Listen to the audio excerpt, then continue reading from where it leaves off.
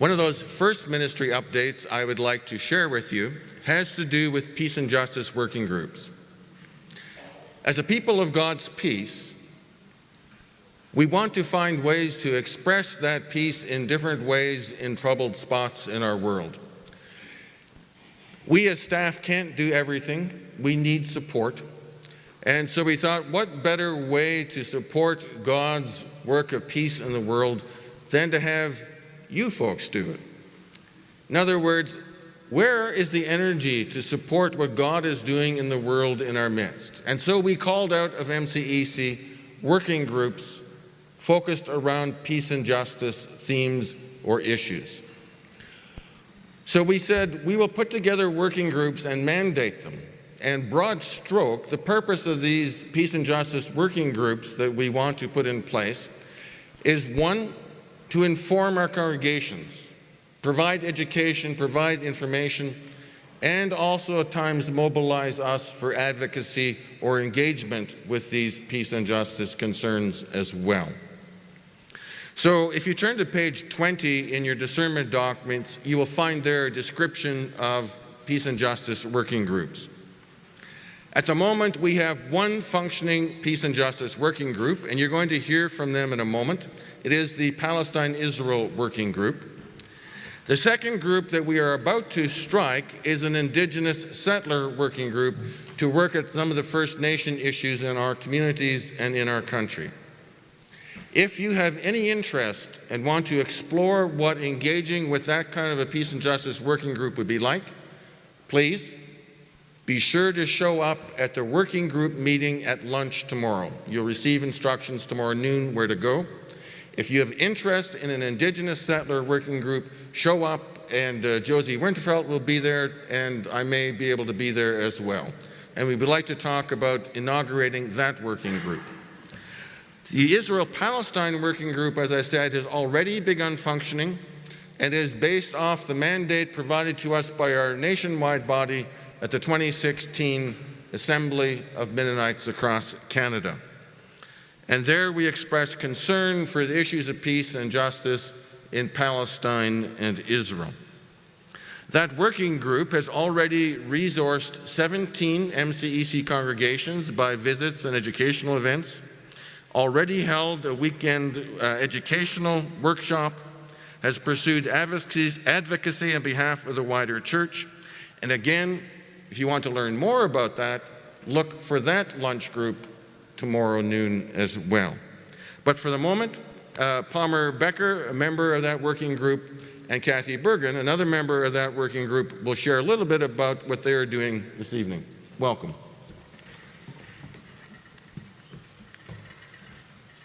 As been said 20 months ago in Saskatoon, we, and that is the Mennonite Church Canada, adopted a resolution called Palestine-Israel. We did so in response to the cries of church leaders, Christian leaders in Palestine. They drew our attention to the fact that in the last 50 years, 48,000 of their homes have been destroyed. Much of their land has been taken away.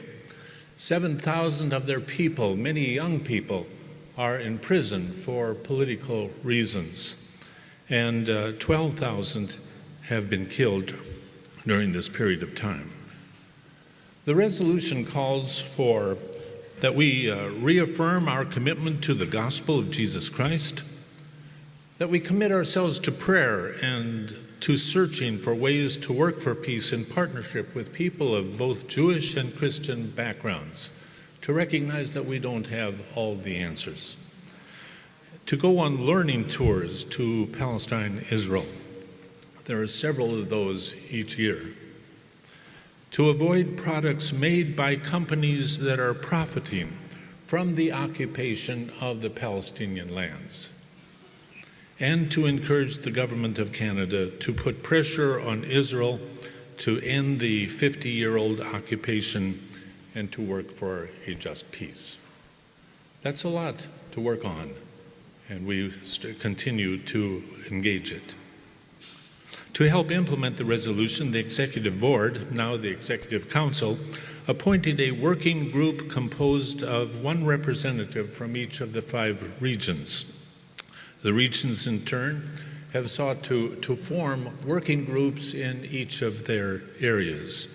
And here in Mennonite Church Eastern Canada, we have formed a group of 7 people, including Rochelle Friesen, coordinator of Christian peacemaker teams, Kathy Bergen, long-term worker in Palestine, Israel, John Siebert, past director of Plowshares, Esther Kern, tour leader for Christian peacemaker teams, Ed Jansen, chaplain at Conrad Grebel University College, Laura Vandergrid of MCC, and myself, having taught in Palestine, Israel at 5 different occasions.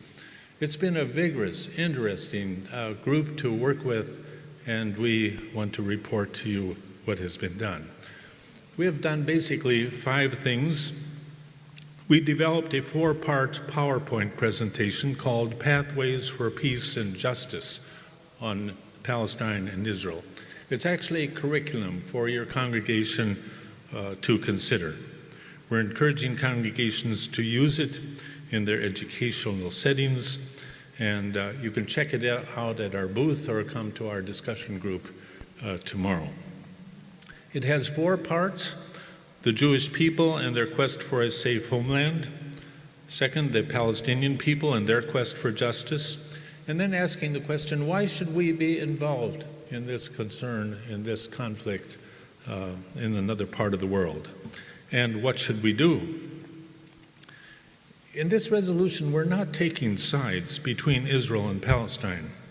We support the need for a safe place to live for both Israeli Jews and Palestinian Arabs.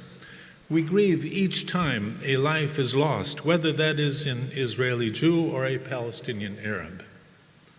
But we are taking sides when it comes to justice. Pope John Paul in 1972 already said, if you want to work for peace, you need to work for justice.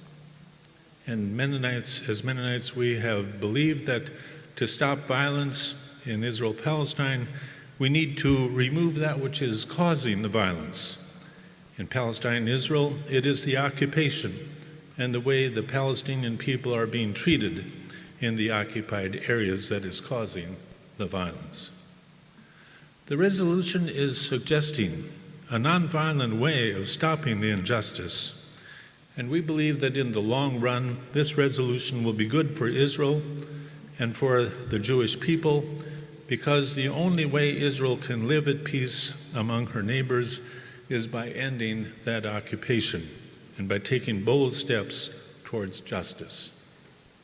Alex Awad, who's well known among us, says that war and violence could stop almost immediately if Israel would treat people on the West Bank with justice. It would remove the reasons for the violence. In addition to the Pathways PowerPoint and curriculum, we've made ourselves available for presentations. To date, 16 congregations have asked for help. If your congregation has not yet invited a resource person or used the PowerPoint or another way address this situation, we invite you to make arrangements at our booth or at the lunch time. We have written letters to companies doing business on the West Bank, like HP and Caterpillar Corporation. We've written letters to the Waterloo Regional Record, which have not been published. We've written letters to political leaders expressing concerns related to justice for the Palestinians. On November 12, we tried to convene all the people who have been on learning trips to energize them. And I'd like to ask Kathy to come and share a bit of that experience and the results of it. Kathy? Yes, as Palmer said, on November 12th, we brought together roughly 55 people, somewhere between 50 and 55 people, at the Waterloo Kitchener Church in the basement. And we had both a cultural evening, and we invited 2 people Rabbi David Miviser from Vancouver to come and talk with us about where he saw things going and what he thought we as Mennonite congregations could do. And secondly, advocate and lawyer Jonathan Kutab, who is from Jerusalem and practices law both in Israel, in Palestine, and New York. So they talked to us about, from a Palestinian, from a Jewish perspective, some of the things we could do. One of the things that came out of that meeting, some people committed themselves to going to Ottawa to meet with some MPs, which then John Siebert so gracefully and capably organized for us. So a small delegation of 4 of us went there on March 26th, I think it was, right?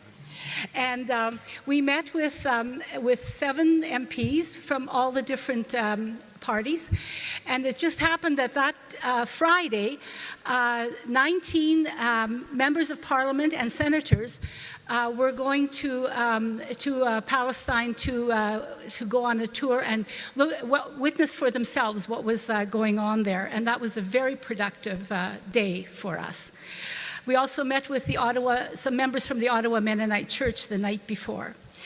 Another thing I just want to point out that Palmer mentioned tours. Since I moved back from Palestine to Canada, I and Joy Lapp, who is from the United States, have been taking educational tours to Israel and Palestine. We are an ACP, accredited Christian pilgrimage group, which means that we have to see, we do anyway, but we see Israelis, Palestinians, we go to Muslim, Christian, Jewish sites, we see Muslim, Christian, Jewish leaders, and so on. We are taking another group on June 17th, and the group is basically full. Mennonite Church Eastern Canada has very graciously and generously provided 3 scholarships or bursaries for that. 2 have been claimed. I'm keeping 1 space open for someone, a church leader who would like to join us for that 2 weeks. So you can see me, and we do have some information up at our table. So you can get some information there. And lastly, I just want to say that Reverend Dr. Naima Teague is going to be speaking at Conrad Grebel University College on Tuesday, May 1st. I am the national coordinator of his 2-week tour, and he's going to be speaking there, and Mennonite MCEC is one of the co-sponsors of that, along with Conrad Grebel, of course, the Lutheran Seminary in Waterloo, and Mennonite Central Committee. So we are very happy that this is going to happen. We invite you all, and please see our table for much, much more information. It's the last table as you walk down the hall. Thank you. Reconciliation is the center of our work, reconciling people to God, reconciling people to each other, and helping to reconcile people in the world. We're happy to have an opportunity to work together on those tasks. Thank you.